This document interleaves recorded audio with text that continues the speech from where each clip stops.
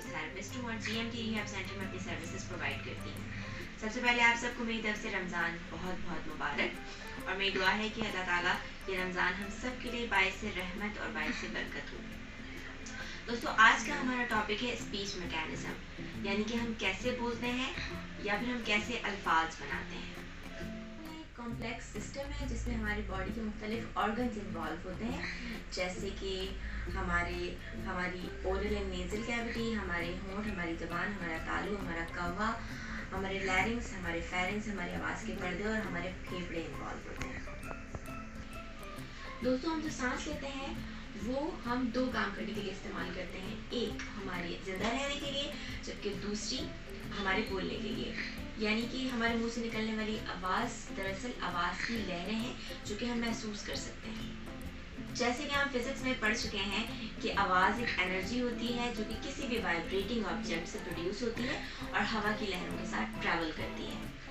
Speech के disorder को समझने के लिए मैं सबसे पहले आपको स्पीच के मैकेनिज्म को समझाती हूँ कि हमारे बोलने में कौन से ऑर्गन्स कैसे काम। हमारे सांस लेने का मतलब शुरू होता है और हम अपनी रिक्वायरमेंट के हिसाब से सांस इनहेल करते हैं और ये सांस हमारी ओरल एंड नेजल कैविटी से होती हुई हमारे फेफड़ों तक जाती है। इसका कुछ हिस्सा हमारे रेस्पिरेशन के प्रोसेस के अमल को पूरा करने के लिए इस्तेमाल होता है, जबकि बकिया हिस्सा वापस हमारे ओरल एंड नेजल कैविटी से होता हुआ हमारे आवाज़ के पर्दों से टकराता है और आवाज़ के पर्दों में इर्ताआश पैदा होता है।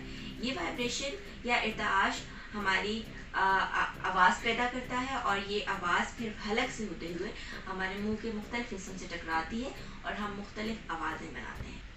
ये जो आवाज़ें हम निकालते हैं वो दो तरह की आवाज़ें होती हैं, यानी स्पीच साउंड्स दो तरह के होते हैं, एक होते हैं वोवल साउंड्स और दूसरे होते हैं कॉन्सोनेंट साउंड।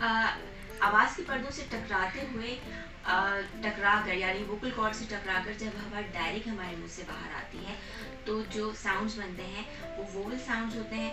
ऐसे साउंड्स में हमारे स्पीच आर्टिकुलेटर या माउथ ऑर्गन्स किसी भी किस्म का रेजिस्ट नहीं करते ऐसी आवाज़ें बनाने के लिए, जैसे कि आ, ई, ओ की आवाज़ें। इन आवाज़ों में हवा मुंह से डायरेक्ट बाहर आती है, आवाज़ मुंह से डायरेक्ट बाहर आती है और हम सिर्फ अपने होठों को थोड़ा सा छेड़ते हैं, जिनमें हमारे हलक से लेकर हमारा सॉफ्ट पैलेट, हमारा हार्ड पैलेट, हमारे दांत, हमारी ज़बान, हमारे तमाम स्पीच ऑर्गन्स इन्वॉल्व होते हैं और आवाज़ को हलक से बाहर आते हुए मुख्तलिफ हिस्सों से टकरा कर मुख्तलिफ आवाज़ें शेप करनी पड़ती हैं। इस तरह की आवाज़ें हमारी कॉन्सोनेंट आवाज़ें कहलाती हैं, जैसे कि ब का साउंड, प का साउंड, म का साउंड, ट का साउंड। इन तमाम साउंड्स में हवा को हलक से बाहर आते हुए हमारे मुंह के मुख्तलिफ हिस्सों से रेजिस्टेंस होता है। मुख्तलिफ किस्म की आवाज़ें बनाने की इस प्रोसेस को प्लेस ऑफ आर्टिकुलेशंस कहते हैं और जबकि एक ही प्लेस पर दो मुख्तलिफ आवाज़ें बनाने के प्रोसेस को मैनर्स ऑफ आर्टिकुलेशंस कहते हैं। जैसे कि एंड श का साउंड, ये दोनों साउंड्स हमारे फ्रंटल टीथ के कंट्रास्ट से बनते हैं, लेकिन दो मुख्तलिफ आवाज़ें हैं तो इनके डिफरेंस को मेंटेन करना that is manners of articulations. इसी तरह आर एंड एल का साउंड, लाइक ये हमारा फ्रंटल टंग टिप से प्रोड्यूस होने वाला साउंड है। आर भी हमारे टिप ऑफ द टंग का साउंड है जो कि हमारे एल्वियोलर रिज पर टच होता है। तो आर और एल के डिफरेंस को मेंटेन करना भी हमारा मैनर्स ऑफ आर्टिकुलेशन। अब जब कोई बच्चा अगर हमारे पास स्पीच डिसऑर्डर या आर्टिकुलेशन डिसऑर्डर्स के साथ आता है तो हम सबसे पहले उसकी स्पीच मैकेनिज्म को चेक करेंगे, यानी कि स्पीच मैकेनिज्म जैसे कि हमने बताया था स्टार्ट होता है हमारी ब्रीथिंग और ब्लोइंग स्ट्रेंथ से, तो हम उसकी ब्लोइंग स्ट्रेंथ को चेक करते हुए उसके place of articulation and manners of articulation तक उसका असेसमेंट करेंगे। जहाँ जहाँ वीकनेसेस हम फील करेंगे उसे ऑब्जर्व करेंगे, उसे नोट करेंगे और उसके आर्टिकुलेशन एरर्स को भी नोट करेंगे। अब जब हम ट्रीटमेंट की बात करते हैं तो ट्रीटमेंट ऑफ आर्टिकुलेशन डिसऑर्डर्स के लिए जब हमारे पास कोई बच्चा आता है तो हम उसको सबसे पहले कुछ ब्रीथिंग स्ट्रेंथनिंग एक्सरसाइज करवाते हैं और ब्रीथिंग एक्सरसाइज में हमारे पास मुख्तलिफ वेराइटीज़ होती हैं। फॉर सपोज हम ईजी से स्टार्ट करते हैं और ईजी से कॉम्प्लेक्स की तरफ जाते हैं। अगर हमारे पास कोई यंग चाइल्ड है तो हम उसको पाउडर ब्लोइंग करवाएंगे, हम इसको टिश्यू पेपर के पीसेस ब्लो करवाएंगे। इसके अलावा हम उसको वाटर बबल्स बनवा सकते हैं। वाटर बबल्स के अलावा हम उसको बलून ब्लो करवा सकते हैं। बबल ब्लोअर्स होते हैं जो कि बच्चों को बहुत अट्रैक्टिव लगते हैं, वो करवा सकते हैं। बलून्स में हमारे पास सॉफ्ट बलून्स भी होते हैं एंड हार्ड बलून्स भी होते हैं, हम ये भी करवा सकते हैं। इसके अलावा थोड़ा सा और कॉम्प्लेक्स जाएँ तो हम स्पायरोमीटर करवा सकते हैं। स्पायरोमीटर थोड़ी सी कॉम्प्लेक्स एक्टिविटी होती है, ब्लोइंग एक्टिविटी, जो कि हम अडल्ट्स के साथ कर सकते हैं। ब्लोइंग एक्टिविटी के लिए एक बच्चे का सेशन है और उसकी वीडियो मैं अटैच कर रही हूँ, काइंडली आप ये देखिए। ये हमारे पास अब इस वक्त मेरे क्लिनिक में जो सामान मौजूद है for the blowing activity, for the blowing exercise, उसमें पाउडर ब्लोइंग है। ये पाउडर है जिससे बच्चे ब्लो करते हैं। इसके अलावा ये पेपर पीसेस हैं, टिश्यू पेपर के छोटे छोटे पीसेस हैं। बबल ब्लोइंग है, वेसल्स है, वेसल्स की डिफरेंट वैराइटीज़ है। बलून में soft balloon and hard balloon है। ये एक्टिविटी हम बच्चे से परफॉर्म भी करवाते हैं। इसमें जो चीज़ कम है उसमें स्पायरोमीटर है। इसके अलावा बबल ब्लोअर जो एक्टिविटी होती है वो नहीं है, तो वो भी इजीली मार्केट से अवेलेबल है। इस वक्त मेरे पास मेरे क्लिनिक में नहीं है। और ये है शहाब, हियरिंग इम्पेयर्ड बच्चे हैं। स्टार्टिंग हम ऐसी एक्टिविटी से करवाते हैं जो कि बहुत इजी टास्क हो, इजी टू हार्ड की तरफ मूव ऑन करेंगे। शहाब इस पे फूंक मारो, फूंक मारो। शहाब नहीं किया भाई।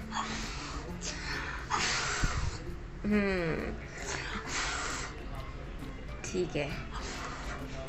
इस एक्टिविटी को मज़ीद मॉडिफाई करने के लिए हमने थोड़ा सा फ्रेगरेंस का एलिमेंट भी यूज़ करेंगे। ये पाउडर है, इसको ब्लो करने से फ्रेगरेंस आती है, बच्चा एंजॉय करता है। शहाब इसको ब्लो करना है, ब्लो, फूंक मारो।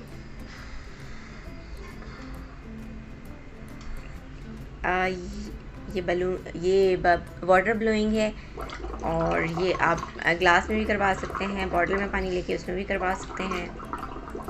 ये वेसल ब्लोइंग है, तो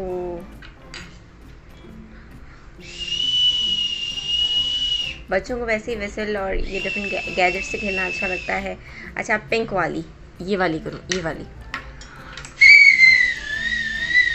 ये है हमारी एक्सरसाइज जिसमें हम इसको बलून ब्लो करवाएंगे।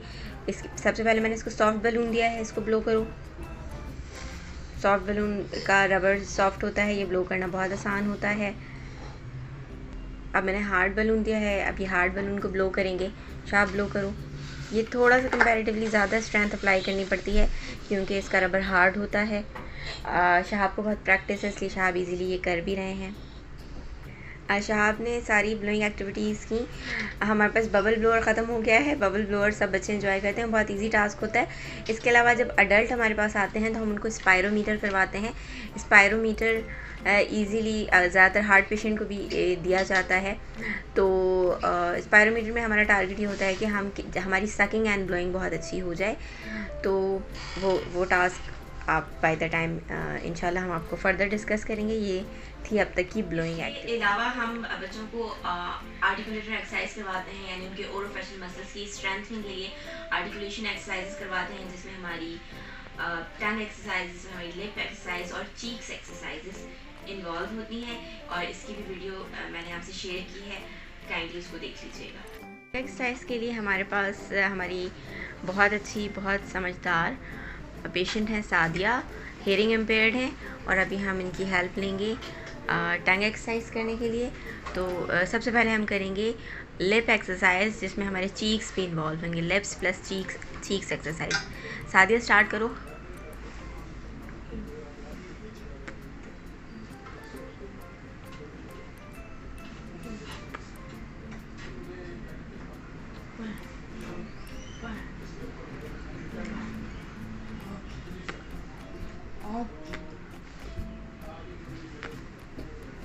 अब हम टंग एक्सरसाइज स्टार्ट करेंगे। टंग एक्सरसाइज में हमने टंग को मुख्तलिफ अपने areas 4 corners of the tongue पे टच करना है और टंग की फ्रीक्वेंसीज और रेंज ऑफ मोशन अच्छा करने के लिए टंग की प्लेसमेंट को डिफरेंट प्लेसेस पर टच करना है।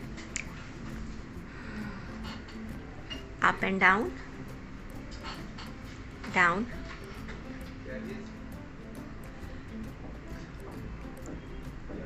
Right and left, circulate,